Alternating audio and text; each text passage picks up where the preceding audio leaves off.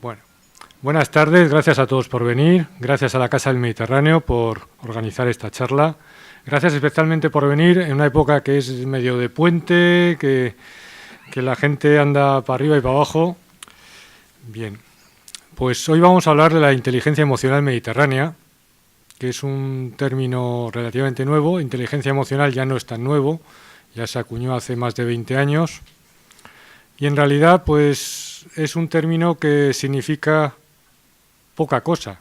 Inteligencia emocional es como no decir nada, pero tuvo éxito y en realidad no hacía más que hablar de la psicología básicamente cognitivo-conductual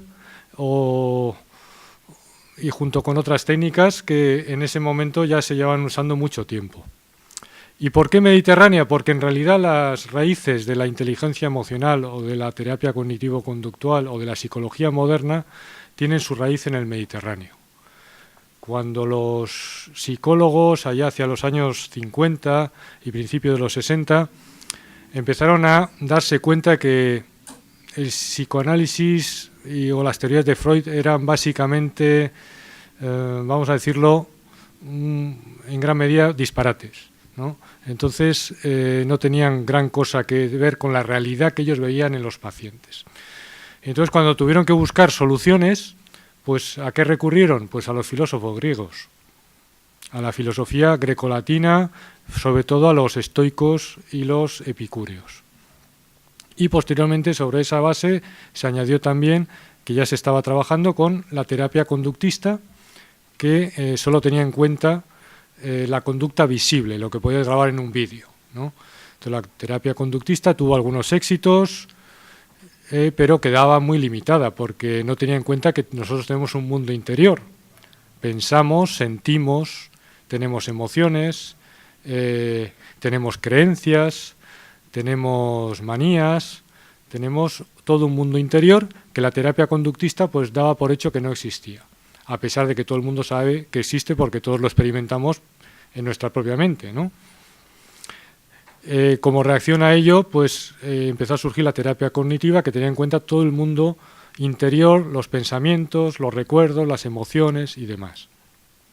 Y luego eso fue evolucionando, añadiéndose nuevas herramientas, se integró la hipnosis, se integró el mindfulness, que ahora está muy de moda, y otros elementos, ¿no? Pero la raíz seguía siendo los filósofos griegos y latinos de, digamos, la época entre el siglo I de la era cristiana y el siglo III antes de Cristo. Sobre todo los estoicos y epicúreos, que en esas épocas fueron las escuelas que tuvieron más éxito, ¿no? Bien. ¿Y en qué consiste esto? Antes de seguir, me gustaría saber cuántas personas que están aquí vinieron a la charla anterior. Que levanten la mano si son tan amables. Vale, pocas. Entonces voy a hacer un pequeño resumen de lo que se vio en la charla anterior porque tiene mucho que ver con lo que vamos a hacer hoy. De alguna manera está todo conectado. La charla anterior se relacionaba con la red social mediterránea, la red social humanista, para diferenciarlo de las redes sociales estas virtuales, de Facebook, Twitter y demás, ¿no? La red social era un factor de salud, es un factor de salud que se ha estudiado recientemente, muy importante, y de longevidad. Y explicamos que había dos aspectos: la red social exterior, es decir, los contactos sociales, las amistades, los grupos en los que estás, la familia, los amigos, el trabajo, asociaciones, hobbies y demás, en los que una persona puede mantener una actividad de relaciones personales. Y luego estaba el aspecto interior de la red social, porque yo puedo tener una red social fantástica y sin embargo, si no estoy abierto interiormente a ella, pues es como si no la tuviera, ¿no? Lo que sucede, por ejemplo, en la depresión. Entonces hablamos bastante largo de los diversos tipos de redes sociales. La red social clásica que se había estudiado era una red social rural, pero luego hablamos de cómo adaptarlo al ámbito urbano y tal. Y luego explicamos más a fondo la parte interior de esa red social. Entonces hablamos de ciertas técnicas, ciertos ejercicios que forman parte de la inteligencia emocional también, como uno era muy sencillo, que era anotar experiencias agradables que vivamos durante el día. Son pequeñas experiencias que si hace sol, que si he oído un trozo de música agradable, he visto algo que me ha hecho gracia, he visto una flor, he visto un coche que me gusta, etcétera. Pequeñas cosas e intentar anotar un mínimo de 10 al día y si se puede ir aumentando y hacer esto durante unos 3 meses. A cabo de un tiempo verás que hay muchas experiencias agradables. Puede ser desde que te has dado un baño y te has quedado con una temperatura agradable, o que te has podido tumbar y echarte una siesta, has visto un programa agradable en la televisión. Puede haber muchas experiencias agradables, pequeñas experiencias agradables que son asequibles a todo el mundo. No estoy hablando de que te vayas de viaje a no sé qué sitio exótico o que te compres el último modelo de coche y cosas de esas.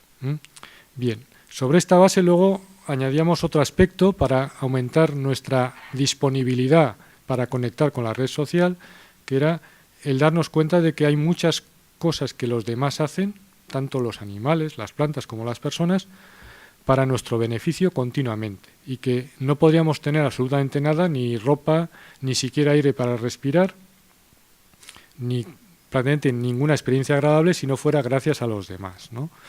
Y hablamos de esto en bastante detalle. Y luego conectábamos las dos cosas, darnos cuenta de que todas esas experiencias agradables que vivimos son gracias a otras personas y que continuamente hay personas que están trabajando para nosotros.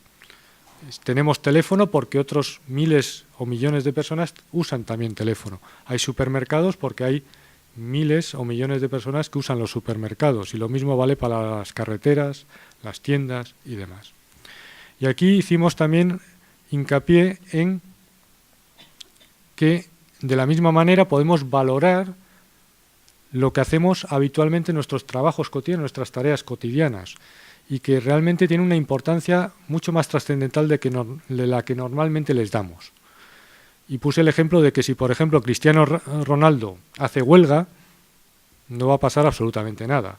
O si las celebrities o influencers que salen en la tele o en las redes sociales virtuales hacen huelga, no va a pasar absolutamente nada. Probablemente tengamos más tiempo libre y podemos enterarnos mejor de las cosas. En cambio, si por ejemplo los poceros, que son la gente que se encarga de las alcantarillas, o los panaderos, o los basureros, o los pescadores, o los agricultores, o casi cualquier otra persona que hace una tarea que normalmente no se le da importancia, hacen huelga durante unas semanas, es el caos. Y podéis valorarlo si queréis. Si los de la basura hacen huelga un mes, esto es un caos. Y si lo hacen los poceros, que nadie sabe muy bien lo que hacen, pero te puedo asegurar que no podríamos estar en casa de los olores. Entonces, tenemos una escala de valores quizá alterada por los medios de comunicación respecto a lo que realmente es importante y lo que no. Damos importancia a cosas que hace gente que realmente no tiene mayor trascendencia, ¿no? Y en cambio lo que sí que tiene importancia, pues lo ignoramos tranquilamente.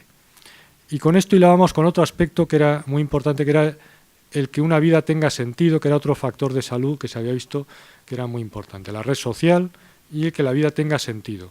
Y con esto nos damos cuenta de que los trabajos, por muy simples que aparentemente sean o no muy cualificados, tienen mucha importancia y eso dan un sentido a la vida. No me dio tiempo a mencionar otros aspectos respecto al sentido de la vida que son quizá más profundos y que realmente son las actividades que muchas veces se ha usado siempre para tener sentido en la vida, que es la filosofía, la religión, la política. Todas estas cosas nos pueden dar sentido a largo plazo, de tal manera que aunque dejes de trabajar, pues tú estás metido en actividades de ese tipo. Pero incluso la más pequeña actividad, cuidar de los nietos, trabajos aparentemente no muy importantes, tiene una trascendencia mayor de la que creemos y podemos sentirnos realizados si le prestamos la atención debida. Hablamos también luego de las técnicas de relaciones interpersonales, cómo mejorarlas, desde las relaciones de pareja a las relaciones de otro tipo, usando técnicas de asertividad y otro tipo. Bien, esto un poquito es un resumen de la charla anterior, muy breve, y en esta charla que vamos a ver hoy, pues profundizaremos en cosas, pero que intentaremos conectarlo con lo anterior también. Y también me gustaría decir que cualquiera me puede interrumpir, levantando la mano, preguntar algo, comentar algo, criticar algo y establecer un pequeño debate sobre algún punto que les parezca, pues, que... Y si yo veo que no rompe el ritmo de la charla, pues lo comentaremos. Y si se sale mucho, pues le digo, pues mira, luego cuando acabemos hablamos tranquilamente de ello. Bien. En cuanto al tema de la inteligencia emocional, hay algunos puntos que podemos empezar por ellos, y es distinguir entre algunas cosas. Distinguir claramente lo que somos, de lo que hacemos, de lo que tenemos, de lo que aprendemos. Estas 4 cosas son muy importantes. Y voy a explicar por qué. Porque esto tiene que ver mucho con la autoestima. Lo que somos. Muchas veces confundimos lo que somos con lo que hacemos o con lo que tenemos. Y esto nos trae problemas, que ahora explicaré. ¿Qué somos? Esto era uno de los problemas que había en la psicología. El tema de la autoestima. ¿En qué basamos la autoestima? La autoestima es, digamos, quererse a uno mismo. Y quererse a uno mismo significa desearse el bien a uno mismo, ¿no? Y entonces algunos psicólogos como Albert Ellis, que profundizaron en ello, se dieron cuenta de que si la autoestima se basaba en algo que haces o en algo que tienes, es una cosa muy frágil. Es decir, si yo, digamos, me siento válido, siento que soy útil o me amo a mí mismo porque juego muy bien al fútbol o tengo un trabajo de éxito o porque tengo mucho dinero o porque tengo mucho éxito en mis relaciones románticas y demás, pues va a ser una autoestima muy frágil porque en cualquier momento esas cosas pueden perderse. Puede suceder que mi trabajo ya no deje de tener éxito o porque haya otros que lo hagan mejor. Puede suceder que deje de ser tan guapo o de ser tan, digamos, atractivo. O puede ser que simplemente cambie la moda y ya no se lleve lo que yo hago, etcétera. Entonces, Albert Ellis, entre ellos, pues empezó a decir, la autoestima debe basarse en algo que no pueda perderse. Entonces, no encontraba una cosa muy clara, ¿no? Entonces dijo, va a ser un axioma. Vamos a decir, yo me amo a mí mismo porque soy un ser humano y eso ya me da una validez. Y reconocía que este era un punto frágil de su terapia, ¿no? La terapia racional emotivo-conductual que se basó fuertemente en la filosofía griega. Pero había otros que lo desarrollaron mejor. Por ejemplo, un psicólogo español, Antonio Blay, hace ya muchos años, en los 60, hablaba de que somos energía, amor e inteligencia. Pero también era un poco como un axioma, no lo desarrollaba muy claramente, ¿no? Entonces, profundizando en ello, Blay se basó sobre todo en filosofías más de tipo indio, más que en la filosofía griega, pero dándole vueltas al tema me di cuenta que en realidad era muy sencillo. Bastaba con razonarlo un poco, con ver las cosas que tenemos ya delante. Somos energía claramente porque todo en el universo es energía. Se dice que nada se crea ni se destruye, simplemente es energía que fluye, que se transforma. Es un principio de la física. Y somos energía porque la energía implica cambio y todo está cambiando. El corazón está latiendo, las células están en una actividad constante, ellas no duermen, el cerebro tampoco duerme, la sangre está circulando constantemente, todo en nuestro organismo está funcionando constantemente, también la mente está funcionando constantemente, estamos pensando, estamos percibiendo, estamos analizando, reflexionando. Incluso cuando dormimos, soñamos y nunca estamos completamente inconscientes porque si no, no iríamos el despertador. Pero aunque estés durmiendo profundamente, al cabo de algún momento empiezas a oír el despertador, luego no estás completamente inconsciente. Bien, entonces lo de que somos energía es sencillo. No solo nosotros, todo es energía. Cualquier animal, cualquier planta, la mesa, todo es energía. Vale, hasta este punto era bastante fácil. El segundo, yo en vez de la palabra amor vi que era más razonable, más útil usar la palabra bondad, porque amor tiene connotaciones románticas y tal, y entonces pues a veces la gente lo malinterpreta. De hecho, recuerdo hace muchísimos años, cuando yo era estudiante, una señora dio una charla hablando de este tema, del amor, de cómo un poco la idea de la amistad y el amor, de amarnos unos a otros y todas estas historias, y al final de la charla pues una chica le dijo, tiene usted razón, tenemos que acostarnos con todo el mundo, da igual quién sea, ¿no? Entonces no lo había entendido, ¿no? Entonces la bondad es algo más fácil de entender y con menos riesgo de equivocarse en cuanto a su significado. ¿Qué es la bondad? Pues la bondad es algo muy sencillo, es el deseo del bien. ¿Y qué es el bien? Pues eso depende, ¿no? Pero podemos decir, básicamente es no sufrir, que no te duela nada, que no te pisen, que no te caigas, que no pases hambre, que no pases frío, que no te mojes si llueve, es decir, algo muy simple, no sufrir y tener algún tipo de placer o de bienestar. Y esto es algo universal, da igual que seas una planta, que seas un gusano, que seas un elefante, o que seas el ministro de Exteriores o la reina de no sé qué país. Todo el mundo quiere evitar sufrimientos y conseguir algún tipo de bienestar o de placer. Es una cosa natural. Y este es realmente el instinto básico que tienen todos los seres vivos.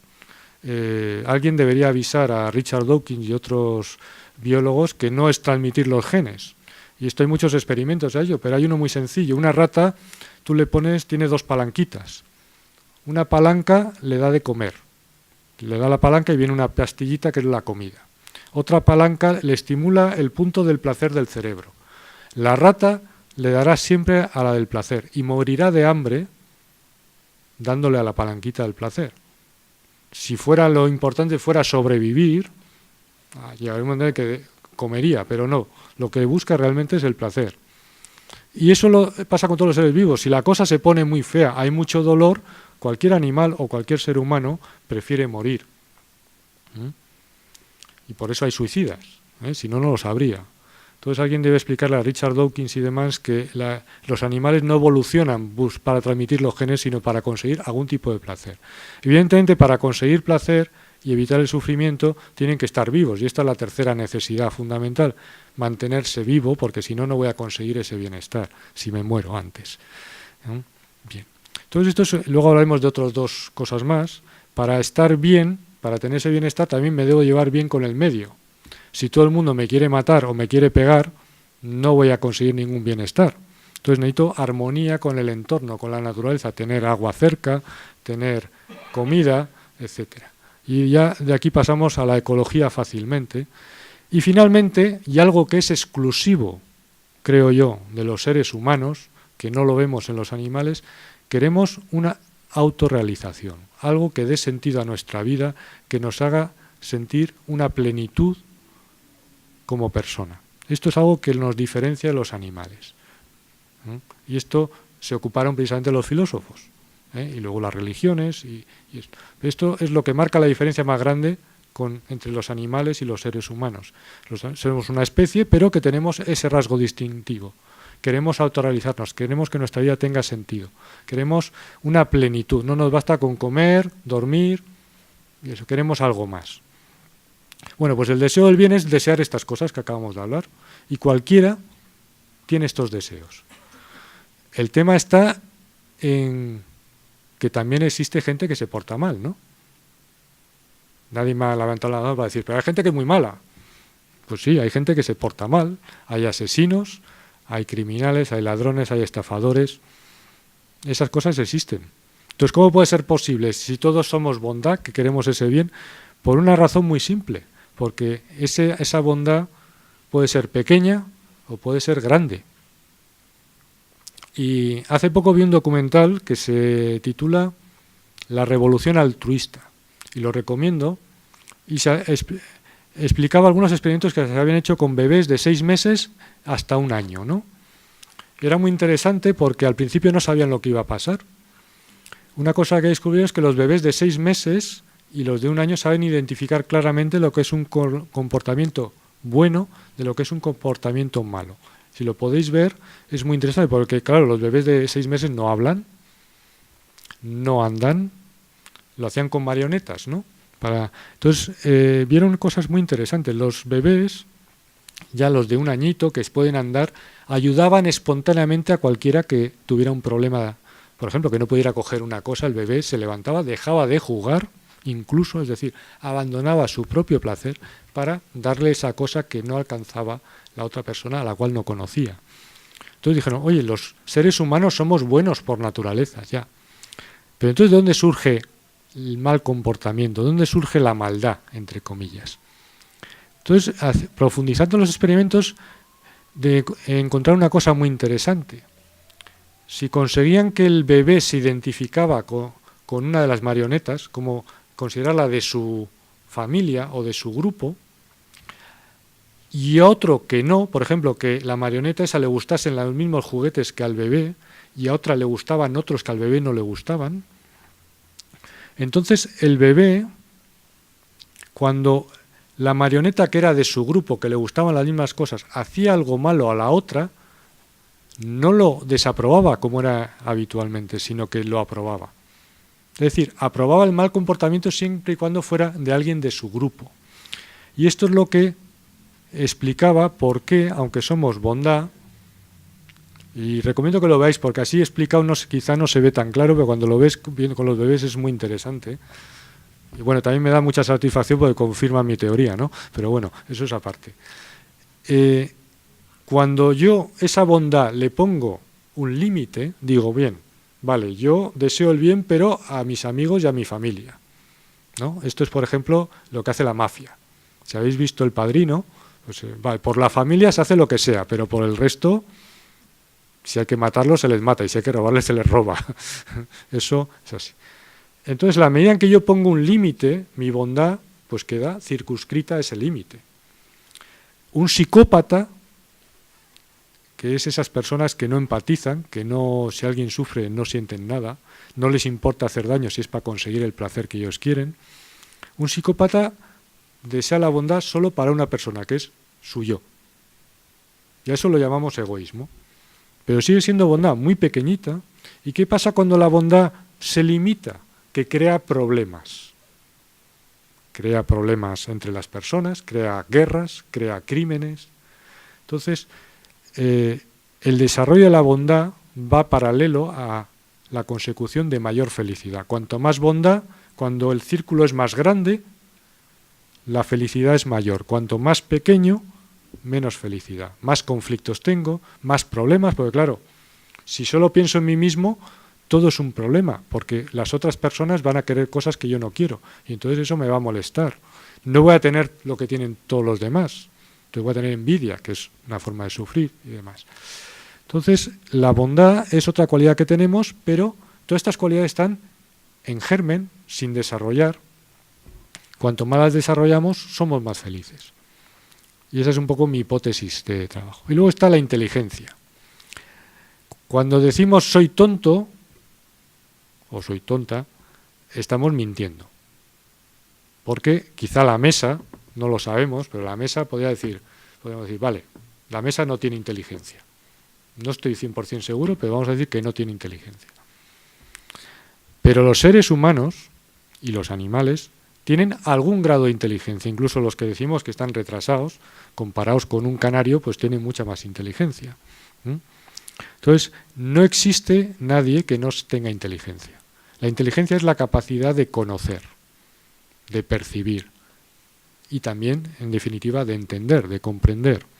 Entonces, incluso cuando dormimos, percibimos algo, percibimos sueños o percibimos cosas que pasan en el cuerpo, aunque no nos damos mucha cuenta. Por eso nos despertamos con calor, porque estamos sintiendo el calor, aunque estemos durmiendo. Nos despertamos por un despertador o porque huele a quemado y demás. Incluso las madres se despiertan porque el niño está llorando o notan que le pasa algo aunque no lo han oído realmente. Entonces la conciencia, la inteligencia está siempre presente. Estas tres cualidades, energía, bondad e inteligencia, son omnipresentes. Todos la tenemos, no las podemos perder, nunca vas a dejar de serlo, lo has sido siempre, lo serás siempre, pero lo eres tú, lo soy yo, todo el mundo. En eso no somos especiales, somos todos iguales. Pero sí varía el desarrollo que tenemos de esas cualidades. Y esto es un aspecto importante. La inteligencia emocional va a buscar desarrollar esas cualidades porque cuanto más las desarrollamos, más felices somos, menos problemas tenemos, menos nos afectan las cosas que pasan y más armonía creamos a nuestro alrededor. Bien, entonces eso es lo que somos. Ahora lo que hacemos. Claro, yo puedo ser bondad, sí, pero puedo hacer cosas malas porque busco bienestar, busco felicidad, pero no sé muy bien cómo encontrarla. Entonces, si yo me crío en cierto barrio, puede que lo que aprenda es que para conseguir algún tipo de placer o felicidad, un coche, una chica, no sé, alguna casa, comida, pues parece ser que lo que impera es la ley del más fuerte. Y entonces pues me convierto en un gángster.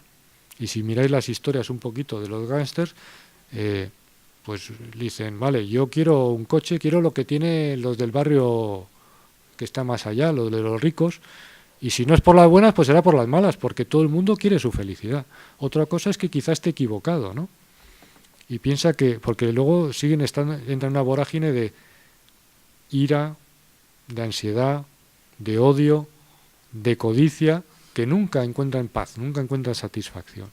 Otra persona, por ejemplo, pues yo suelo poner el ejemplo de Vicente Ferrer, que, por ejemplo, que ya murió hace unos años, pues que era valenciano, por eso lo pongo un poco, porque estamos en la Comunidad Valenciana, y este hombre, pues, llega a la conclusión de que la felicidad es el resultado de ayudar a los demás.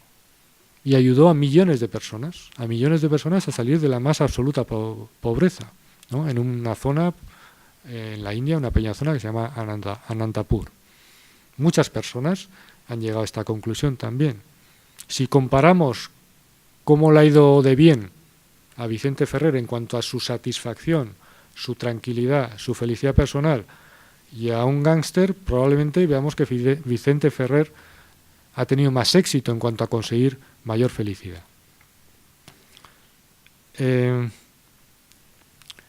A veces confundimos lo que hacemos con lo que somos. De hecho, creo que la mayoría nos pasa esto.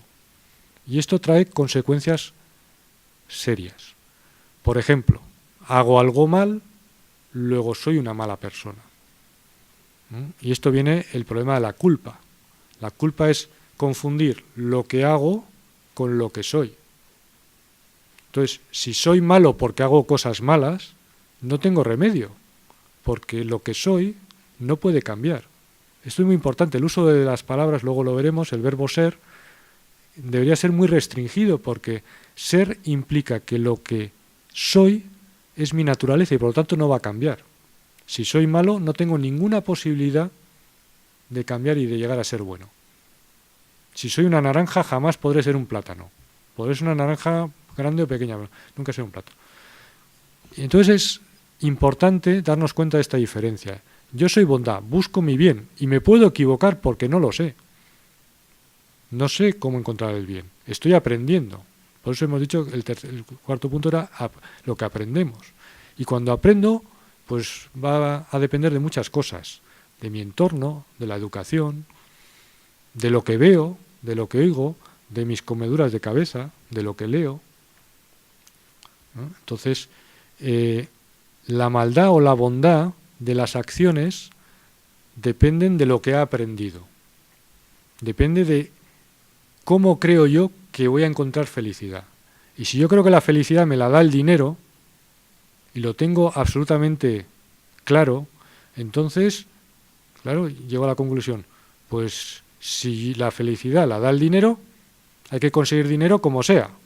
Y como lo de la lotería es muy difícil, y lo de trabajar pagan muy poco, pues igual llego a la conclusión que robar puede ser una buena opción. Y hay gente que tranquilamente te dice que ellos roban porque, bueno, tienen derecho a ser felices, ¿no? Y el dinero, piensan lo que puedan comprar con el dinero. Claro, el dinero en sí no son papeles o monedas, no. Lo que van a comprar con el dinero les va a dar la felicidad. A veces se tarda mucho en darse cuenta de que el dinero no da la felicidad, aunque te quita algunos problemas, ¿eh? Tampoco vamos a ser exagerados. Otra persona puede llegar a una conclusión distinta, que la felicidad no puede depender de algo exterior. Si la felicidad o poder aumentar la felicidad depende de si tengo dinero, si tengo casa, si tengo muchas cosas, entonces es muy frágil, porque ahora tengo trabajo, puedo tener algo de dinero, pero igual no es mucho. Y que si pienso que necesito una casa grande, pues cuando tenga la casa grande, si os fijáis, nadie le parece lo bastante grande. Nadie tiene una casa lo bastante bonita, da igual lo grande que sea. Da igual que tenga 5 pisos y 50 habitaciones. Nunca es lo bastante buena. No sé si os habéis fijado. Siempre queremos un poquito más. Cuando consigues lo que creías que iba a ser la bomba, luego, al cabo de un tiempo, dices, no, le falta esto. Con esto otro estaría todavía mejor. Sería mejor con esto otro. Han sacado el coche este, vale, ya tengo el coche Al cabo de unos meses, oye, han sacado otro mejor. Con ese, es que con ese no, todavía es mejor. Y así sucesivamente. He conseguido a la mujer de mis sueños o al hombre de mis sueños. Ya. Y al cabo de un rato dices, uy, pero mira esa chica que he conocido en no sé qué sitio.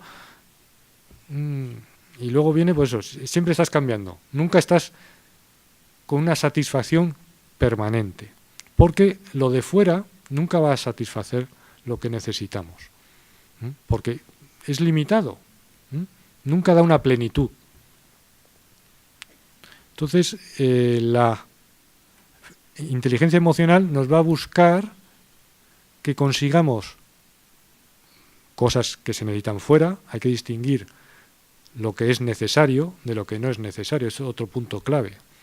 Vamos a poner un ejemplo de lo que es necesario y lo que no es necesario. ¿La comida es necesaria? Sí. ¿El caviar es necesario? No. ¿El whisky es necesario? No. No es que sea malo, simplemente que necesario para vivir no es necesario, es que si no lo tengo, me muero. Pero nos gusta exagerar. Uy, necesito un cigarro. Necesito una copa. Necesito otro vestido.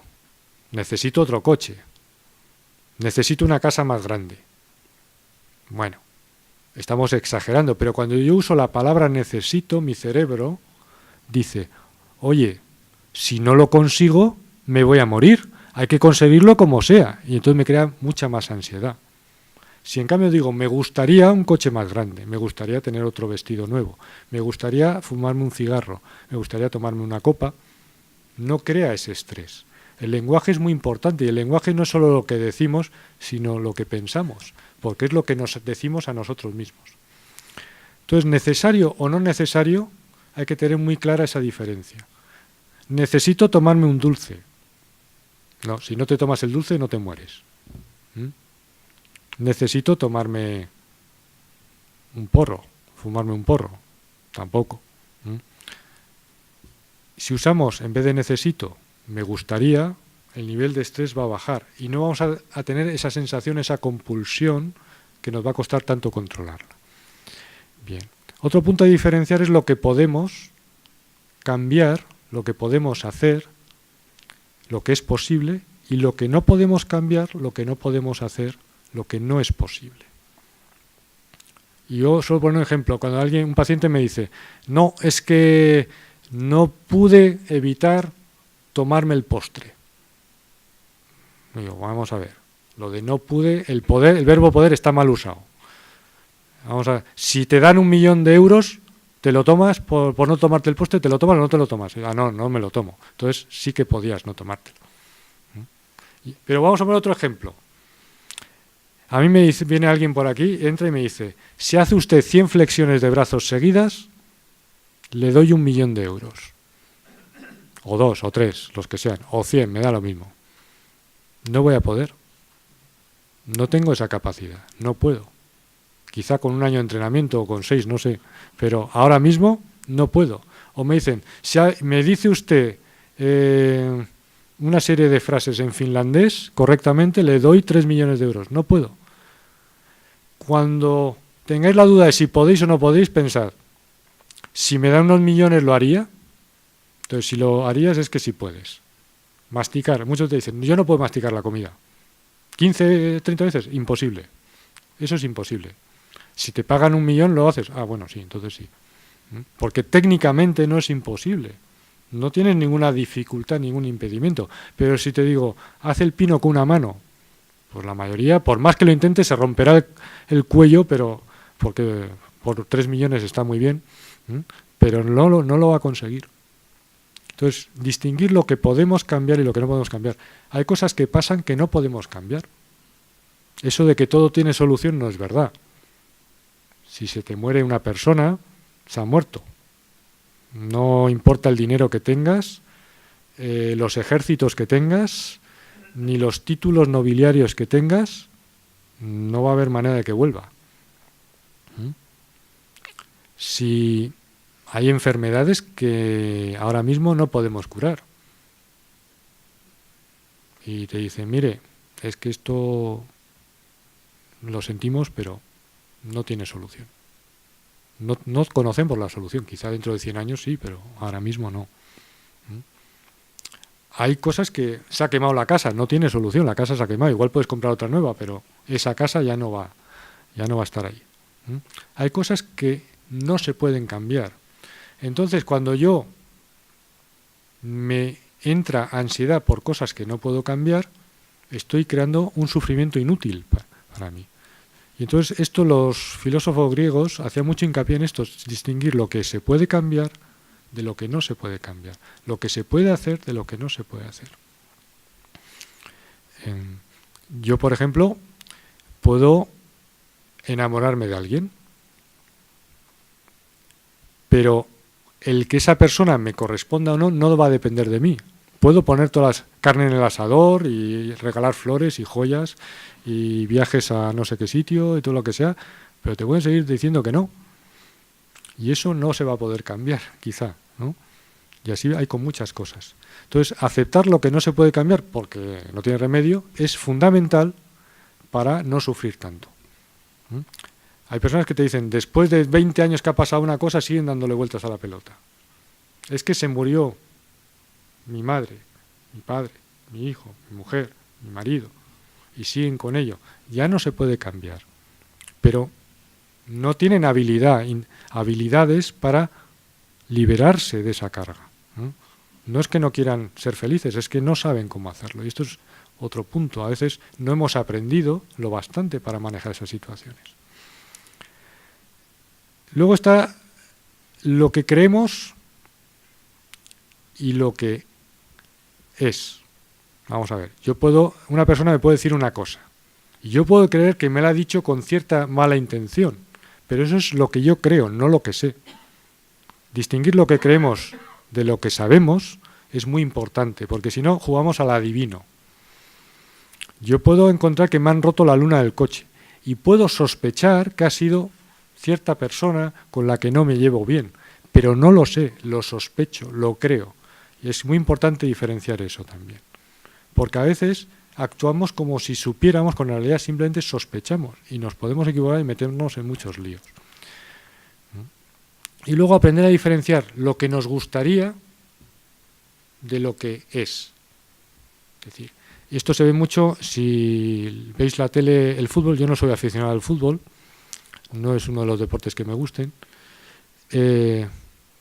Cuando hay una jugada, curiosamente, unos dicen que es penalti y el otro dice que no lo ha tocado. Uno dice que es falta y otro dice que ahí no hay nada, ¿no? Muchas veces, si va a tu favor, piensas que no ha habido nada. Y si va en tu contra, dirás que ha sido otra cosa. Entonces, distinguir lo que sucede realmente, lo que es, de lo que me gustaría que fuera, también es muy importante.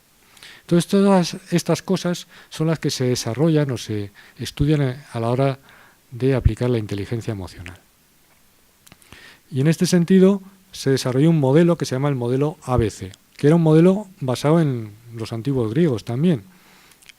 El modelo ABC lo que dice es un problema, una adversidad A. Puede ser, tengo una enfermedad, he tenido un problema con alguien, me han robado, me han dicho algo, me han insultado, me han calumniado, etc. O alguien simplemente ha hecho algo que me ha molestado o me está perjudicando claramente, por ejemplo, me están intentando hacer bullying o lo que sea. Bien. Eso tiene unas consecuencias. Me siento mal, sufro, tengo ansiedad, depresión, ira, vergüenza, lo que sea. Generalmente pensamos, no, es que mi compañero de trabajo me estresa o mi jefe me estresa. Porque considero que lo que ha dicho o hace el jefe es lo que me ha causado el estrés, la ansiedad, la preocupación y demás. Pero generalmente esto no va así directo. Entre medias hay algo que en inglés es el B, que es el belief, que es lo que creemos. Es decir, la visión que tenemos de las cosas. Y en español yo lo pongo base de creencias, para que coincida con la B. Y esto es porque las emociones no surgen de la nada. No es de repente estoy enfadado, de repente tengo ansiedad, de repente estoy triste. De repente me da vergüenza algo, de repente no vienen de la nada. Son de un proceso bastante más complejo que empieza con una visión de lo que es la vida, de lo que son los demás, de lo que son mis relaciones, de lo que soy yo, la cual produce una actitud. La actitud es la predisposición a reaccionar de cierta manera. Uno no se enfada así, si no tiene una cierta predisposición a enfadarse. O uno no se siente, digamos, avergonzado si no tiene cierta predisposición a ello. Eso es la actitud. La forma de ver las cosas crea la actitud y la actitud crea la emoción. La ira, la tristeza, la alegría y demás. Y la emoción crea el comportamiento, es lo que me impulsa a actuar. No fumo si no hay una emoción que me lleve a fumar. Esa emoción puede ser el deseo, ¿no? El deseo. No me comporto de cierta manera si no hay una emoción detrás que me impulse, pero la emoción tiene esos antecedentes. ¿De qué depende cómo vemos las cosas? Porque esto es lo que hemos aprendido, cada cual ha aprendido lo suyo. Yo suelo decir que generalmente si no aplicamos un método de trabajo, nos quedamos con la visión que hemos adquirido a nivel de la adolescencia. Hasta la adolescencia vamos aprendiendo un poco de cualquier manera, espontáneamente, y cuando llegamos los 17, 18, 19 años, pues nos quedamos más o menos con una forma de ver las cosas. Una forma de cómo es el mundo, cómo es la gente, cómo soy yo. Y si no nos proponemos una práctica, un entrenamiento personal, ahí nos quedamos, ¿no? Y si tenemos suerte, pues tendremos una visión bastante bien adaptada, una visión bastante realista, bastante eficaz, útil, y nos irá más o menos bien, tendremos una inteligencia emocional aceptable. Y si no, pues tendremos muchos problemas, sufriremos mucho. ¿De qué depende esa visión? Pues no es solo de lo que te enseñen, y esto es muy importante darse cuenta. A los niños les puedes decir, haz esto, haz lo otro, y generalmente acaban haciendo lo contrario. Eso de que todo depende de la educación, creo que la experiencia nos puede demostrar que no es verdad. Mucha gente educa a los hijos de una manera y los hijos hacen justo lo contrario. Cuando yo iba al colegio, el primero fue un colegio laico, luego fui a los jesuitas, y lo que se decía es que de un colegio de curas solo salías, voy a usar una palabrota, maricón o comunista. Yo no sé muy bien lo que salí, no, pero entonces, ¿qué quiere decir? Que justo te decían lo contrario y tú ibas a hacer justo lo contrario de lo que te decían, ¿no? Y esto muchas veces lo vemos, ¿no? Los padres no fuman y le están diciendo todo el día que no fumen y los hijos fuman, o cosas peores, ¿no? Y entonces la educación no es solo decir lo que hay que hacer, depende de muchas cosas para adquirir una visión. También hay un factor biológico, que es la genética y la epigenética. Lo hablamos cuando hablamos de la dieta mediterránea, respecto a la obesidad y todas estas cosas. También en los aspectos emocionales hay una predisposición basada en los genes, pero también en muchas cosas como la alimentación, cómo ha sido el embarazo, las vitaminas que te han dado, si has estado bien alimentado, si ha habido contaminantes en el medio que pueden inducir elementos que produzcan mayor o menor desarrollo intelectual y demás, ¿no? Entonces, sobre esta base biológica, luego tenemos la educación, las experiencias vitales. Pues hombre, si un perro me ha mordido de crío, igual luego me dan miedo los perros. O me dan miedo otras cosas. Y un poquito también lo que hacemos, también cómo nos comemos la cabeza, porque no somos tábulas rasas, como pensaban algunos. Nosotros también actuamos, pensamos, razonamos y adquirimos ideas religiosas, ideas políticas, ideas filosóficas, ¿no? Entonces, al final, llegas a una cierta edad y has adquirido una visión del mundo. Y esa visión puede estar bien adaptada, ser bastante realista, bastante eficaz, ayudarte a tener una mayor felicidad, o ser muy poco adaptada. ¿Y entonces qué sucede? Pues se puede cambiar, claro que se puede cambiar, pero requiere trabajo. Entonces la psicología, una vez que se dejó las teorías freudianas que no llevan a ninguna parte, pues se dio cuenta que la mente es algo que se entrena exactamente igual que el cuerpo. Pero por lo visto en la educación se nos ha olvidado. Nos enseñan de todo: música, geografía, matemáticas, física, literatura, lenguaje, pretecnología y más idiomas, de todo. Pero cómo utilizar la mente, cómo manejar las emociones, cómo relacionarlos mejor con los demás, eso se da por hecho que eso va a funcionar solo, ¿no? Y entonces pasa lo que pasa, que no nos va muy bien. Tenemos estrés, tenemos malas relaciones con los demás, los hijos se enfadan mucho con los padres con los hijos, y demás. Entonces, en la inteligencia emocional se desarrollaron técnicas para mejorar todo esto. ¿Cómo cambiar la forma en que vemos las cosas? Si cambio la forma en que veo las cosas, cambio la actitud. Si cambio la actitud, cambio las emociones que voy a sentir, el cómo me siento, y eso va a cambiar mi comportamiento. Y eso me va a llevar a sentirme mejor y a crear un mejor entorno, tener mejores relaciones con los demás, que es lo que vimos en la charla anterior. Las relaciones sociales, cómo mejorarlas. Entonces, una de las primeras cosas que se vio es que hay algunas visiones que son claramente perjudiciales, pero que son muy corrientes. Digamos que el ser humano es una especie en evolución, como todas las demás. No estamos acabados, estamos aprendiendo todavía muchas cosas. Y hay 4 visiones erróneas que son muy corrientes. Casi todas las hemos tenido en mayor o menor medida. La primera es la idea de que si no somos completamente perfectos, si no lo hacemos todo bien, nos van a rechazar y eso va a ser insoportable. Nuestra vida va a ser muy desagradable, va a ser insoportable. Y esto es muy importante porque a veces pensamos que si no lo hacemos todo bien, la gente se va a meter con nosotros. Y esto es normal, porque la gente sí se va a meter con nosotros, porque no la podemos tener contenta a todo el mundo. Es la idea de, si yo lo hago todo bien, nadie me va a poder criticar. Si tengo un físico muy agradable, nadie me va a poder criticar. No sé si os habéis dado cuenta cuántas veces esto está detrás de lo que hacemos, ¿no? Si yo soy perfecto, nadie me va a poder decir nada, a todo el mundo le voy a caer bien. Pero resulta que esto no es así. La perfección, en primer lugar, no es posible, podemos mejorar, pero la perfección 100% no creo que exista en un ser humano, ¿no? Pero aunque existiese, y vamos a poner los ejemplos de mayor perfección que ha habido en el mundo,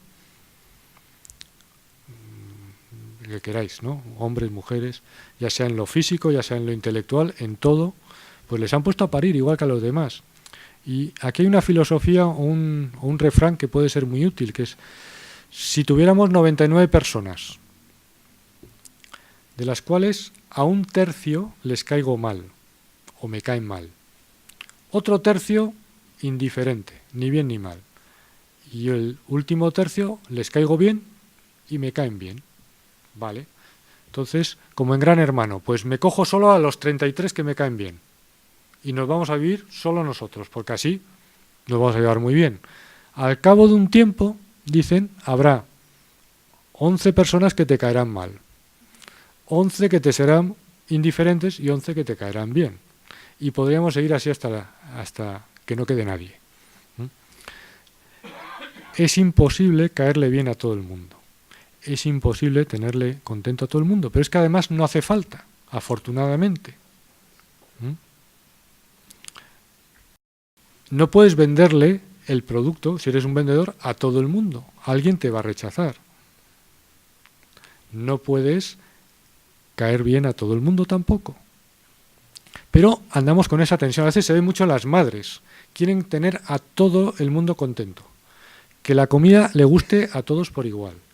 Que todo el mundo se lleve bien. Y es imposible, porque a uno le gusta el arroz y a otro le gusta la carne. Y pones arroz con carne y te dirán que no, que tampoco. Nunca vas a tener. Entonces es mejor lo que hacía mi madre. Los lunes tal cosa, los martes tal cosa, y si no te gusta te aguantas. Así todo el mundo no estará contento, pero así no hay más follón. Se acabó la discusión. Entonces, el primer punto que se vio es que a veces nos crea mucho estrés el tener que ser perfectos. Vemos personas que dicen que son muy perfeccionistas y esto crea muchísimo sufrimiento, porque nunca lo van a conseguir. En el tema médico, por ejemplo, hay gente que piensa que si se opera no sé cuántas cosas para conseguir un aspecto atractivo, ya su vida será feliz. Y todos los trastornos alimentarios vienen de esa idea. Si consigo controlar mi físico y hacerlo lo bastante agradable, ya nadie me podrá criticar, nadie se meterá conmigo, no me llamarán gordo o no me llamarán cuatro ojos, todo el mundo me querrá y me tratará bien. Pero eso no va a suceder. Y no hace falta que suceda, porque no necesitamos caer bien a todo el mundo para ser razonablemente felices. Entonces, este punto, cómo trabajar con ello, cómo darse cuenta de que es imposible, que a nadie le ha sucedido, da igual que sea Jennifer López, da igual que sea, qué sé yo, Brad Pitt, por muy guapos que sean, les van a poner a parir igual, da igual, en cuanto les sale una cana ya está alguien diciendo, fíjate qué pinta tiene sin maquillaje, fíjate cómo va vestido, da igual, no se libra nadie. No se libra ni Jesucristo, ni Buda, ni Sócrates, ni la Madre Teresa, da igual, a todo el mundo le han puesto a parir. No todo el mundo, claro. Entonces, independizarse de la opinión de los demás es una de las herramientas, una de las cosas que hay que aprender. Porque si no, mi vida va a ser muy difícil, muy difícil. Abundando en esto, no necesito ser perfecto para ser razonablemente feliz. Los demás tampoco hace falta que sean perfectos. Porque el segundo punto es, yo puedo no exigirme perfección a mí mismo, pero puedo exigirla a los demás.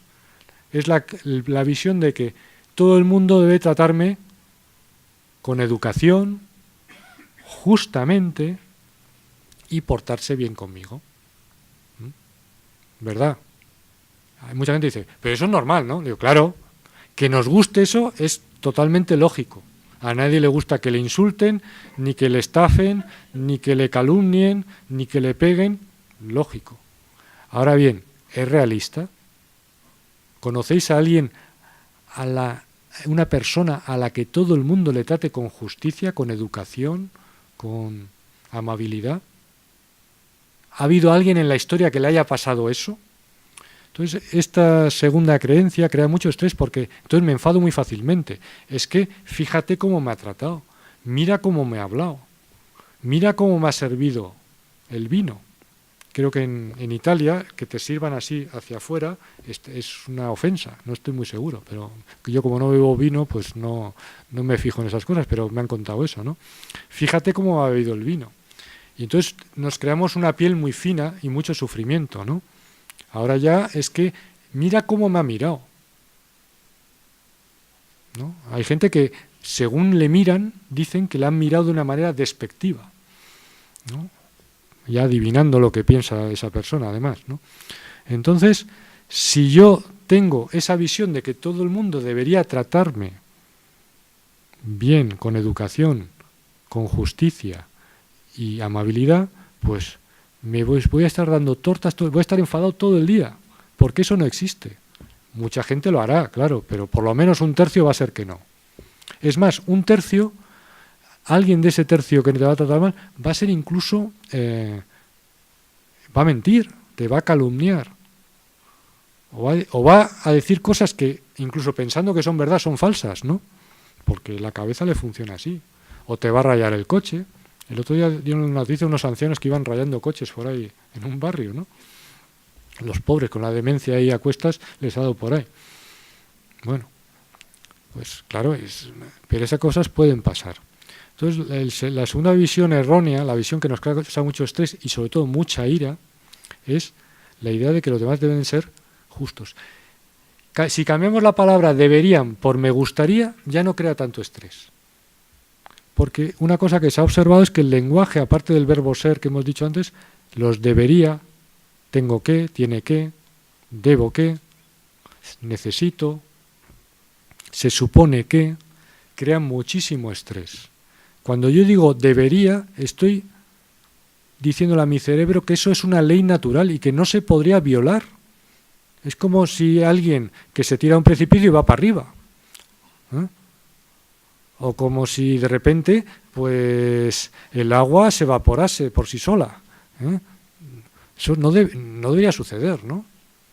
Entonces muchas veces nos sentimos muy mal, con una ira enorme, cuando vemos las cosas que no deberían ser así. Pero es que lo que estamos confundiendo es deseos, gustos, preferencias con exigencias. La exigencia es, esto debería ser así porque...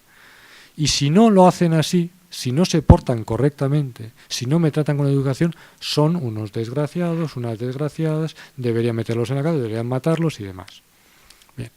La tercera visión errónea es lo mismo pero hacia la vida. La vida debería ser fácil, justa y amable conmigo. ¿Cómo es que me he puesto enfermo? ¿Cómo es que me han encontrado un cáncer? ¿Cómo es que ha caído un rayo o granizo y me ha roto la luna del coche? Esas cosas no deberían pasar. ¿Alguna vez en la historia han pasado? ¿Conocéis a alguien que tenga cáncer? ¿Conocéis a alguien que se le haya roto la luna del coche? ¿O que haya ido de boda y haya llovido? Exigimos que la vida sea amable, fácil, que todo salga según yo quiero. Es que yo quiero tener éxito, ser cantante de éxito. Oye, y llevo currando 10 años y no estoy el número 1 en las listas. Eso no es justo. La vida, yo debería tener éxito porque lo hago muy bien. Luego pasan cosas muy raras. ¿Cómo puede ser que Dani Martín tenga éxito? ¿Cómo puede ser que haya cantantes que tengan éxito y otros que lo hacen mucho mejor no les conozca a nadie? Entonces, la vida no siempre es justa. Igual que los demás no siempre nos tratan bien y son justos. Y esto es un hecho. Y exigir que deba ser justa nos crea muchísimo estrés y muchísimo sufrimiento. Y entonces esta es otra visión errónea que nos crea luego una actitud, que es, ¿qué actitudes nos crean estas visiones erróneas? El tremendismo, cuando pasa algo desagradable, ¡guau! Esto es terrible, es la debacle. El otro día me comentaba uno, es que es la debacle, la catástrofe. Me han rayado el coche, es la debacle. También nos crea la no soportantitis, lo llamaba Ellis, que es a la mínima, esto es insoportable. Hace un calor insoportable. Cuando hace frío, hace un frío insoportable. Hace una humedad insoportable. Todo es insoportable. Hay personas que funcionan siempre con el insoportable a cuestas, ¿no? Y la cuarta visión errónea es la idea de que las cosas que han pasado en el pasado no se pueden cambiar y me marcan para siempre y no las puedo solucionar. Es la idea un poco que metió Freud, una de sus muchas meteduras de pata, la idea de que el pasado es muy misterioso, crea unos traumas que nadie conoce, que nadie ve, pero que nos marca y no tenemos nada que hacer. Te vas al psicoanalista 3 veces a la semana durante 15 años, sigues igual, pero él dice, es que no hemos profundizado bastante, ¿no? Es lo que pasaba con el psicoanálisis, ¿no? 15 años no hemos profundizado, ahora nos estamos acercando un poco, ¿no? Era muy gracioso. Claro, como nunca hablaban de cosas reales, pues es difícil que acertasen. Bien. Entonces, las técnicas que se han desarrollado han sido, voy a ir un poquito más rápido con esto, para cambiar esto hace falta técnicas. Y las técnicas no basta con conocerlas, hay que practicarlas. Es como si yo leo un libro de cómo tocar la guitarra o de cómo andar en bici, que esto sucede mucho, ¿no? Es que yo ya sé hacer eso, porque lo he leído, o me lo han contado, o me lo han explicado, ¿no? Imaginaos que lees un libro tan explicado, mira, para andar en bici te subes, empujas un pedal con un pie y con el otro empujas el otro pedal, y no paras. Y ahora digo, muy bien, ahora te pones a hacer el Tour de Francia. ¿Qué va a pasar? Pues primero, no es que ya no vas a completar el Tour de Francia, es que no vas a andar ni 20 metros, te vas a caer directamente. Requiere práctica, y la práctica requiere tiempo para dominar algo. Lo mismo para tocar música. Vale, hay que darle a las cuerdas con los dedos, a una guitarra, muy bien. La teoría es muy fácil de entender, pero para tocar un concierto hace falta muchísima práctica. Pues con esto sucede igual, pero todo el mundo piensa que no, que las cosas psicológicas deberían suceder porque sí. Hay una creencia también en este sentido que es la de venimos aquí para ser felices. Y queda como muy bien, ¿no? Es una creencia nefasta, porque vale, venimos para ser felices. Yo ahora me siento mal. Luego, esto es injusto, porque si venimos para ser felices, aquí hay una injusticia flagrante, porque yo no me siento bien. No estoy contento, no estoy a gusto, no me van bien las cosas. Esto es una injusticia flagrante, porque venimos a ser felices. O sea, tiene que ser gratis, ¿no? No. Si cambias la frase por venimos para aprender a ser felices, la cosa cambia. Ya tengo que hacer un trabajo, tengo que aprender, tengo que esforzarme, tengo que entrenarme para ello. Entonces hay una serie de técnicas que son para cambiar la forma de ver las cosas. Tenemos la reestructuración cognitiva, también la hipnosis. La hipnosis es el uso de la imaginación. La reestructuración cognitiva cambia la forma de pensar, las palabras, pero la hipnosis es más poderosa porque usa imágenes. Es un lenguaje antes de que aprendieses a hablar, más básico. Si yo pongo la foto de un perro, todo el mundo lo entiende, pero si digo perro, solo los que hablen español lo van a entender. Entonces la hipnosis va a crear emociones intensas y va a darles una dirección, la dirección que tú le quieras dar. Entonces es muy útil para cambiar la forma de pensar. Otra técnica es el mindfulness. El mindfulness es una técnica muy antigua, milenaria, y en inglés lo que quiere decir es atención. Es la práctica de la atención, la práctica de la observación, de percibir las cosas como son sin intentar cambiarlas. Entonces nos va a permitir desarrollar 4 habilidades. La primera es enterarnos de lo que sentimos, de lo que pensamos. Mucha gente te dice, tengo una ansiedad. ¿Y en qué estás pensando? Yo no pienso en nada. Ya. Lo dicen sinceramente, no están mintiendo. El problema es que no se dan cuenta de lo que están pensando, porque están muy pendientes de lo que pasa afuera. Aprender a observar, a percibir lo que pensamos, lo que sentimos, requiere trabajo. Y aprender a observarlo sin juzgarlo, sin meter baza, dejándolo que se exprese, que surja como quiera. Esto es la primera habilidad, aprender a enterarnos de lo que nos pasa por dentro. La segunda habilidad es aprender a no hacer nada, que es muy poderosa. Generalmente nos han enseñado a pelear, y está como muy bien visto. Es un luchador, es una luchadora, está luchando contra el cáncer, está luchando contra el cambio climático, está luchando contra no sé qué, está luchando contra la suciedad del baño, yo qué sé, luchamos contra todo, ¿no? Pero a veces luchar no es muy útil. Y voy a poner un ejemplo. Aquí el problema es que como lo están grabando no me puedo mover, pero bueno, vamos a ver cómo lo hago. Imaginemos que esta sala tiene una puerta de entrada, una puerta de salida, y esta sala es nuestra mente, nuestro interior, lo que sentimos, lo que pensamos, lo que vivimos por dentro. Generalmente nos sucede lo siguiente, entra algo que no nos gusta, por ejemplo, ansiedad, miedo, que es una variante de la ansiedad, ira, vergüenza, tristeza, lo que sea. Y no nos gusta, nos hace sentir mal y entonces decimos, ay, por favor,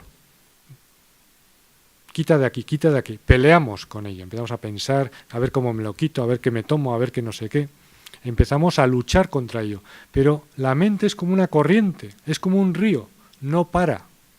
Si yo, que estoy viendo que entra algo que me desagrada, que lo estoy sintiendo, empiezo a pelear con ello, ¿qué sucede? Que se queda aquí, porque lo estoy manteniendo parado en la corriente.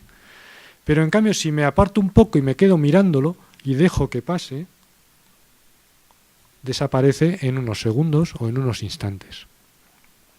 Y esta es la segunda habilidad, la capacidad de no hacer nada. Entonces, si yo quiero fumar, el cigarrillo no salta a la boca.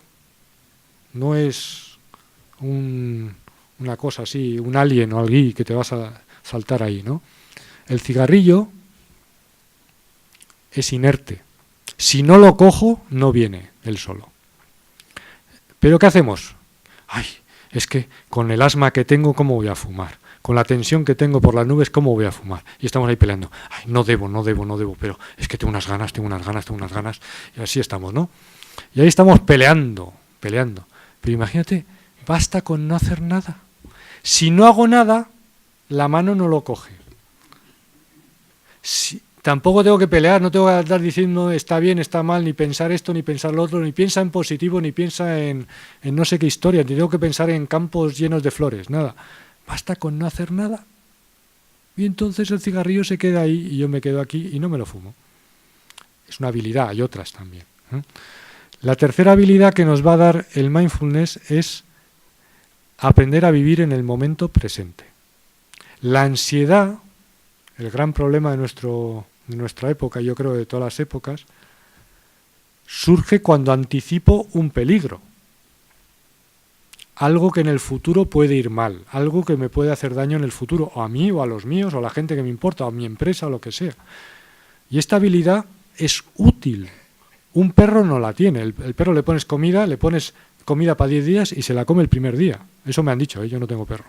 No sé si será verdad. O se muere de una indigestión, no lo sé. Los seres humanos podemos anticipar, prevenir y prever los problemas para buscarle soluciones. Pero en la ansiedad no hacemos eso. Estamos siempre con él. ¿Y si pasa esto? ¿Y si pasa lo otro? ¿Y si pasa? Entonces hay una técnica, aparte del mindfulness nos ayuda a mantenernos en el momento presente, no es suficiente. Tenemos que aprender a usar la anticipación con método, con eficacia. Entonces hay una técnica que se llama la técnica de solución de problemas, en la cual yo suelo decir, primero ponte en lo peor. Muy bien, tengo un cáncer. Ay, ¿y si me muero? ¿Y si no sé qué? Vale, vamos a poner que te mueres. ¿No? Porque puede pasar. No puedo hacer en positivo, no, yo voy a estar sano, no, en positivo, porque no es real. Te puedes morir, sí, y de hecho te vas a morir. Si no es de esta, será de otra. Entonces, me pongo lo peor, me voy a morir, muy bien. ¿Qué pasa? Ay, ¿qué va a pasar con mi mujer, con mis hijos, o con mi marido, con mi familia, con la hipoteca? Vale, pues vamos a ver. ¿Tienes un seguro de vida? No, pues bueno, pues empieza a vender lo que puedas. Y hay un caso que recuerdo un paciente que acaba de tener un bebé, hacía unos 6 meses, y desde entonces tenía ansiedad enorme.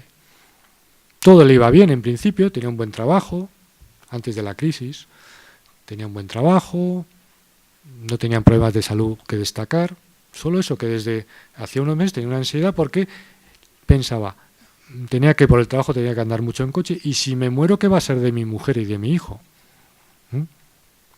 Y entonces dije, muy bien, pensar en positivo no te va a quitar la ansiedad.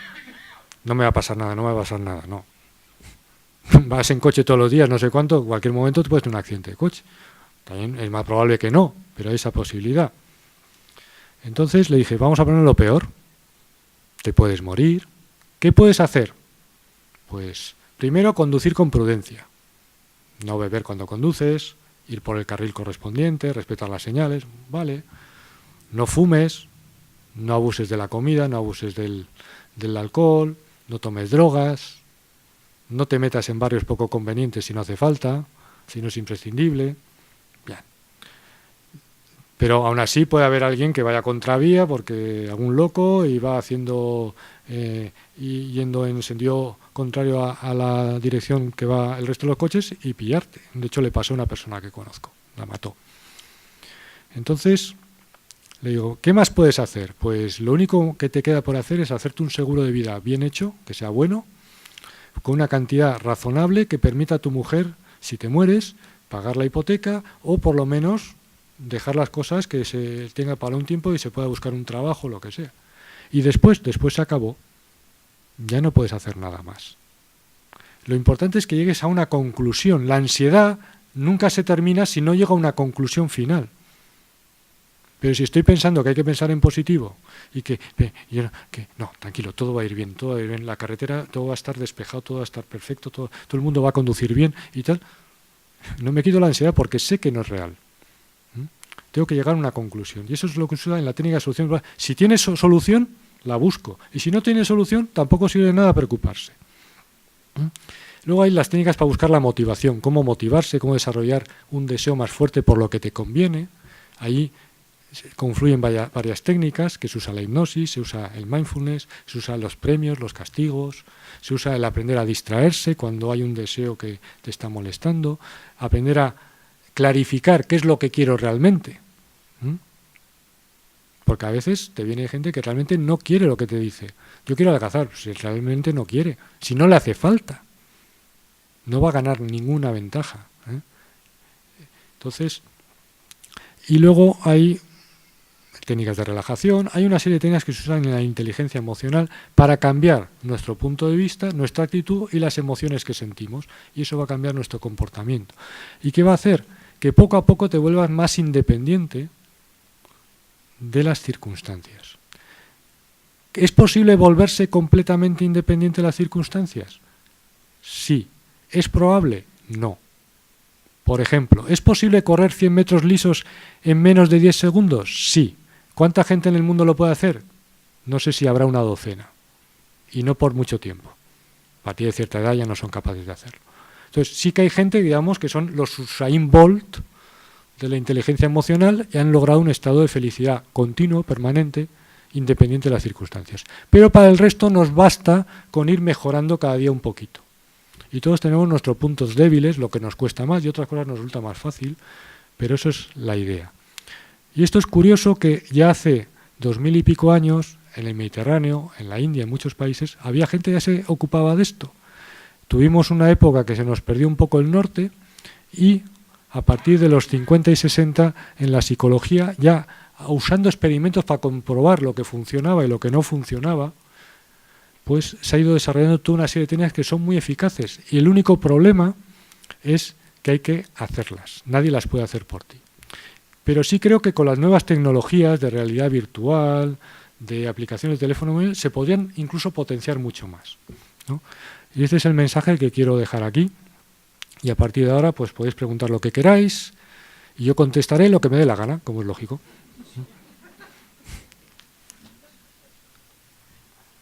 Ya estamos acabando. Ya sé. ¿Alguna pregunta? ¿Se admiten críticas? ¿Se admiten sugerencias? Sí. Sí. Sí. Y más que podría decir. Yo oigo bien.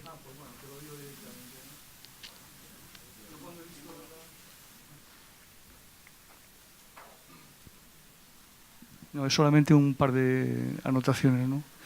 Yo cuando he visto la inteligencia emocional mediterránea me he hecho la idea que si era una inteligencia con vino y aceite de oliva.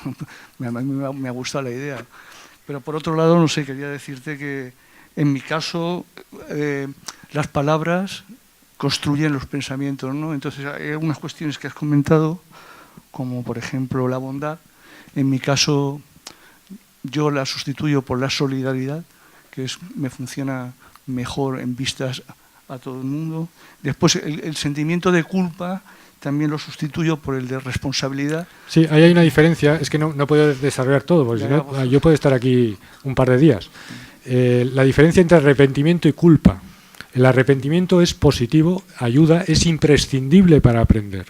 El arrepentimiento es que yo cometo un error, voy a poner un ejemplo muy neutro, que es, voy dirección a Granada, desde Alicante a Granada, y en un momento dado me doy cuenta de que estoy yendo para Madrid, no voy a Granada. Me he equivocado en algún desvío, en algún cruce, vale, y eso me sienta mal, porque igual no llego a lo que iba a llegar, igual pierdo un avión, un tren, lo que sea. Muy bien.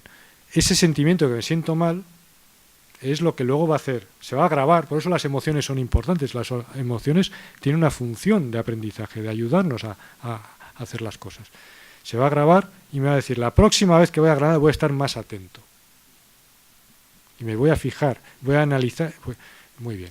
Es decir, ahí estoy juzgando, me he equivocado, juzgo mi conducta. Ahora bien, si yo digo, me he equivocado, voy a Madrid, soy un imbécil, un inútil. Eso es la culpa. Estoy juzgando lo que soy a partir de lo que he hecho. Y eso es un error.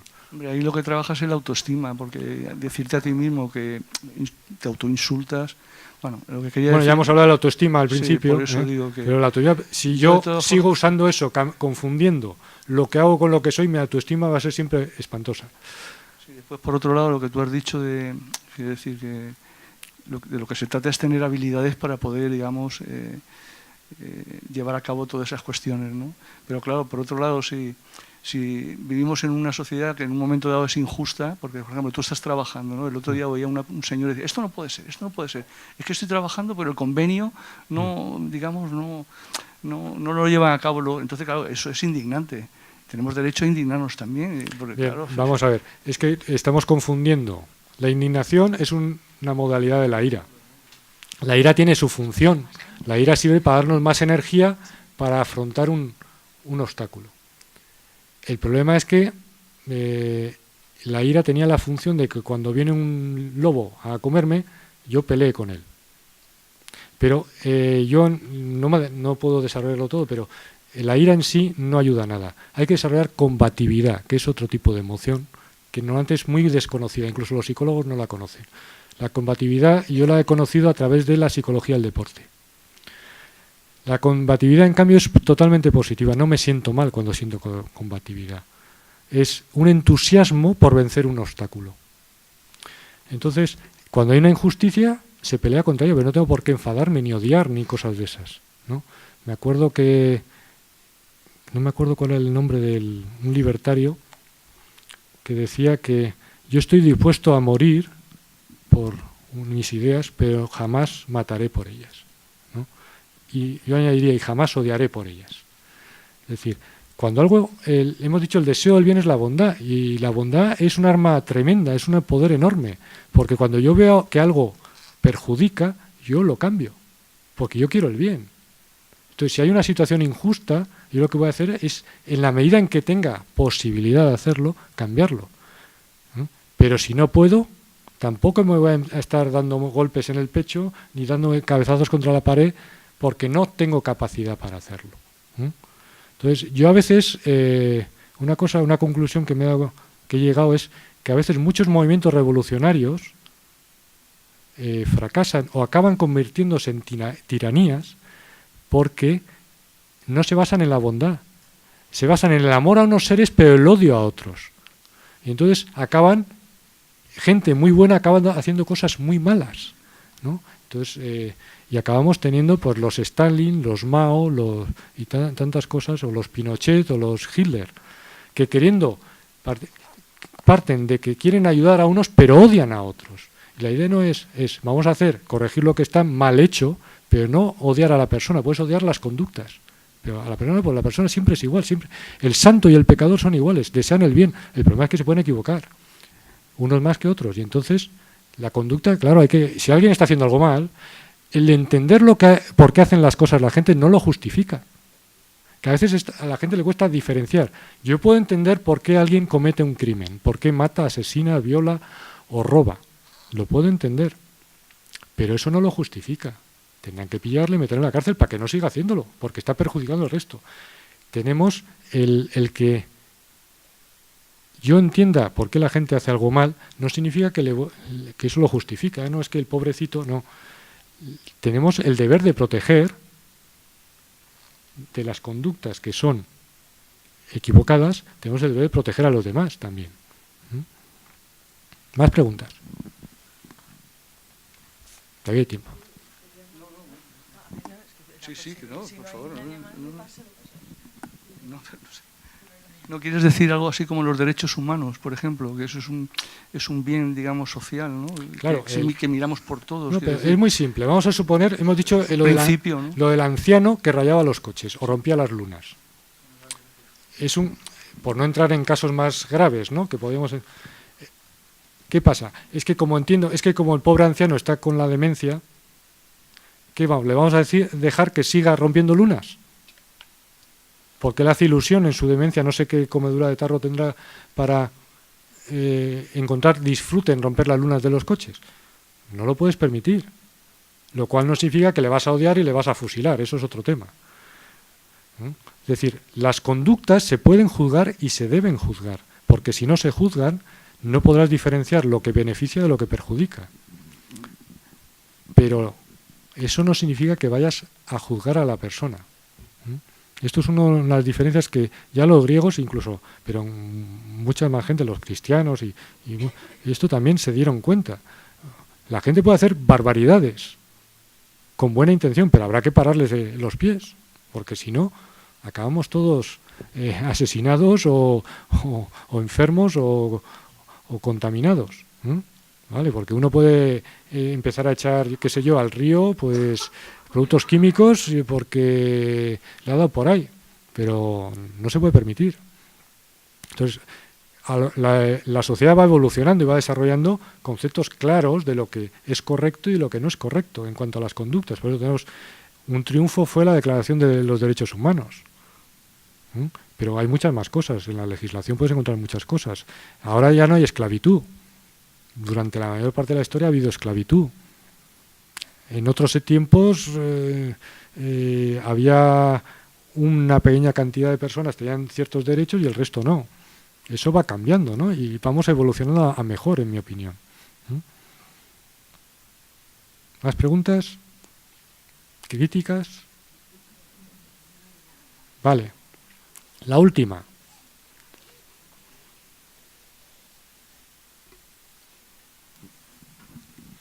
Antes ha comentado, buenas tardes, antes ha comentado el tema de la educación con los hijos, que a veces, bueno, pues los padres quieren que los hijos hagan unas cosas y hacen las contrarias. Sí.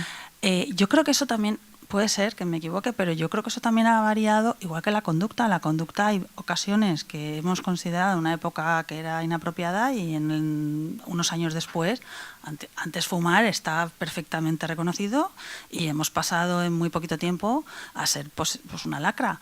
Entonces, con respecto a lo de los hijos, a mí me parece que también eso ha cambiado un poquito. ¿Es posible o...? Vamos a ver, yo hablaba en general, ¿no? Que porque le digas a alguien lo que él tiene que hacer, además el tiene que hacer ya crea una presión mucho mayor, no significa que lo vaya a hacer. Muchas veces encontramos, estudia, no sé qué. Vale, sí, pero es bastante más complicada la conducta. Para conseguir que alguien haga algo, tiene que entrar en una emoción que le lleve, hemos dicho, la emoción, la visión crea la actitud crea la emoción crea el comportamiento. Tienes que ponerle en una emoción que le lleve a hacerlo. Entonces, para estudiar, hay gente que estudiamos, hasta pagamos para estudiar, ¿no? Nos gusta. ¿Por qué? Porque tenemos curiosidad o admiración. Hay una serie de emociones, no lo puedo desarrollar todo aquí, pero está en el libro, no os puedo hacer publicidad, pero está ahí, y la verdad es que en muy pocos libros lo encuentras. Para el aprendizaje hay una serie de emociones que nos llevan a querer aprender, que son la curiosidad en primer lugar. La curiosidad es una emoción poderosísima y nos puede meter en muchos líos también, ¿eh? O sea, es muy poderosa. Uno puede arriesgar la vida por curiosidad. Otra es la admiración, que es totalmente opuesta, distinta de la envidia. Hay gente que dice que la envidia es sana. La envidia jamás es sana. La envidia siempre es sufrimiento. La admiración es, yo veo a alguien que hace algo que me entusiasma, que me gusta, y digo, ¡guau! Yo quiero hacer algo como lo que hace ese. Yo quiero jugar al fútbol como Messi, yo quiero correr como tal, yo quiero ser un físico como Stephen Hawking, etc. Y entonces, la diferencia con la envidia es, la envidia dice, ese tiene algo que yo quiero, pero como lo tiene esa persona, yo ya no lo puedo tener porque lo tiene él. No hay, digamos, copia para mí. Entonces lo odio. Tiene a la chica que a mí me gusta. Lo odio. Pero en cambio la admiración dice, si yo hago lo mismo que esa persona, conseguiré lo que tiene. Si yo me entreno como Messi, conseguiré lo que tiene Messi. No es realista del todo, porque no basta con entrenar igual. Hay ciertos otros elementos, ¿no? Pero, no sé. Entonces, emociones como la admiración, la curiosidad y luego otras capacidades como la concentración, la atención, la memoria y demás que se pueden también desarrollar, ayudan a que uno se ponga a estudiar. Si no hay curiosidad, no hay admiración, no hay fascinación, que es otra, que es veo algo que quiero más de eso. Entonces, por mucho que le digas, podrás pagar porque estudien. Vale, te doy tanto al mes si estudias. Porque entonces hay un beneficio, pero si no encuentran algún tipo de placer o beneficio, jamás estudiarán por mucho que chilles y te pongas como te pongas. En mi casa todas las navidades eran un follón, porque mis hermanos no estudiaban y se armaba, siempre acababan como el Rosario de la Aurora, las navidades. Por eso, se montaba un follón porque ¿qué notas habéis traído? Bueno, pues vale. Por más que les chillaron, les castigaron, no sé qué, siguieron igual. En cambio, pues yo estudio cosas que para otro dirá, vaya rollo, pero para mí son fantásticas. Y otros estudian, coleccionan sellos, que para mí digo, no sé, ¿qué le encontrarán a los sellos? ¿No? Pues bueno, pues les entusiasma y hay gente para todo. Es una de mis frases favoritas, hay gente para todo, porque puedes encontrar de las cosas más absurdas o más tontas, hay gente que es entusiasta. Y está muy bueno, pues si a ellos les gusta, qué más da, mientras no molesten ni hagan daño a nadie. ¿Vale? Muy bien, pues tenemos por hoy. La próxima charla será sobre la actividad física. Pero conectaremos la actividad física con la inteligencia emocional. Esto es importante. A veces, por ejemplo, cuando uno está enfadado, está con un cabreo serio, olvídate, ni pensamiento positivo, ni relajación, ni historias. ¿Por qué? Porque es una emoción de nivel de energía muy alto. Tú no puedes pasar de un nivel, intentar relajarte cuando el cuerpo está que va a estallar. Lo que tienes que hacer es bajar el nivel de energía primero. ¿Y cómo lo haces? Con una actividad física extenuante. Y esto lo sabían también los griegos. Séneca mismo lo recomienda. Cuando uno está enfadado, vete a hacer ejercicio. La idea es, primero, cuando ya me he cansado, que estoy con la lengua afuera, entonces ya igual puedo razonar, visualizar, escuchar lo que me dicen y tal. Claro, entonces algunos recomiendan, dale con la almohada dale golpes a la cama, vale, sí, pero si sigo pensando, y este desgraciado, y esta desgraciada, no sé qué, sigo fijando la idea de que es un desgraciado, no. Elimina la imagen y el nombre y los apellidos y entonces quédate solo con esa energía y gástala. Pero bueno, eso ya lo hablaremos cuando hablemos del ejercicio físico y su utilidad y todas estas cosas. Que será el día, no me lo acuerdo de memoria, creo que es en junio. Tengo ahí en la agenda.